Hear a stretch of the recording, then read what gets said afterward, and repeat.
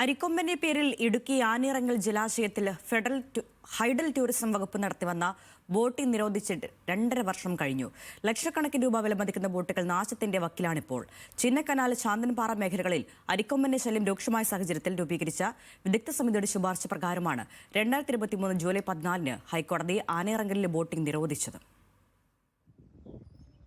മനുഷ്യ വന്യജീവി സംഘർഷം ഒഴിവാക്കാൻ ബോട്ടിംഗ് നിർത്തിവെക്കണമെന്നായിരുന്നു വനം വകുപ്പ് ഉന്നത ഉദ്യോഗസ്ഥനുൾപ്പെട്ട വിദഗ്ധ സമിതിയുടെ ശുപാർശ. 2023 ഏപ്രിൽ 29 അരിക്കൊമ്പനെ മയക്കുവെടിവെച്ച് പിടികൂടി കാട് കടത്തിയെങ്കിലും ബോട്ടിംഗ് നിരോധനം നീക്കാൻ നടപടിയുണ്ടായില്ല. ഹൈക്കോടതി ഉത്തരവ് പിൻവലിച്ചാൽ മാത്രമേ ബോട്ടിംഗ് പുനരാരംഭിക്കാൻ കഴിയൂ എന്നാണ് വിശദീകരണം. മനുഷ്യ വന്യജീവി സംഘർഷവുമായി ബന്ധപ്പെട്ട് സംസ്ഥാനത്തിന്റെ വിവിധ ഭാഗങ്ങളിലെ 100ഓളം കേസുകളും ഹൈക്കോടതിയുടെ ഇതേ ബെഞ്ചാണ് പരിഗണിക്കുന്നത്. ബോട്ടിംഗ് പുനരാരംഭിക്കുന്നതിന് അനുമതി നൽകണമെന്നാവശ്യപ്പെട്ട് ഹൈഡൽ ടൂറിസം വിഭാഗം കോടതിയെ സമീപിച്ചെങ്കിലും കേസ് പരിഗണിക്കുന്നത് വൈകുകയാണ്. കേസ് വീണ്ടും പരിഗണിക്കണമെന്നാവശ്യപ്പെട്ട് ഹൈക്കോടതി രജിസ്ട്രാർക്ക് ഹൈഡൽ ടൂറിസം വിഭാഗം അപേക്ഷ നൽകിയിട്ടുണ്ട്.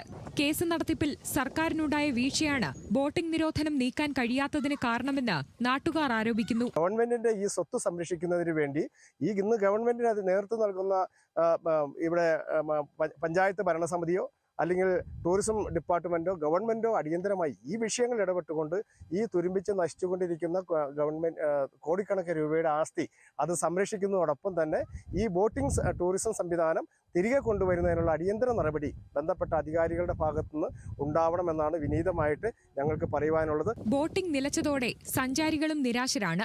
நல்ல வியூ இருக்குது, நாங்கள் எக்ஸ்பெக்ட் பண்ண மாதிரி இருக்குது. என்னன்னா வந்தோடனே போட்டிங் இருக்கான்னு கேட்டோம். அவங்க இன்னும் 1 month ஆகுன்ற மாதிரி சொன்னாங்க.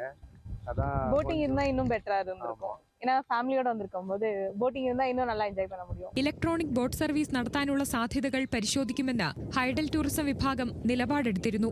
ഡീസൽ ഉപയോഗിക്കുന്ന ബോട്ടുകൾ അന്തരീക്ഷ മലിനീകരണത്തിന് കാരണമാകുന്നത് കൂടാതെ ബോട്ടിന്റെ ശബ്ദം വന്യമൃഗങ്ങളെ പ്രകോപിപ്പിക്കുന്നുവെന്നായിരുന്നു വിദഗ്ധ സമിതിയുടെ കണ്ടെത്തൽ. ഇതിന്റെ അടിസ്ഥാനത്തിലാണ് വിദഗ്ധ സമിതി ശുപാർശ നൽകിയതും കോടതി ബോട്ടിംഗ് നിരോധിച്ചതും. ആനയിറങ്കലിൽ ഈ ബോട്ട് സർവീസ് നടത്താനുള്ള സാധ്യത പരിശോധിക്കാമെന്ന് ഹൈഡൽ ടൂറിസം വിഭാഗം കോടതിയെ അറിയിച്ചിരുന്നു. ന്യൂസ് മലയാളം, ഇടുക്കി.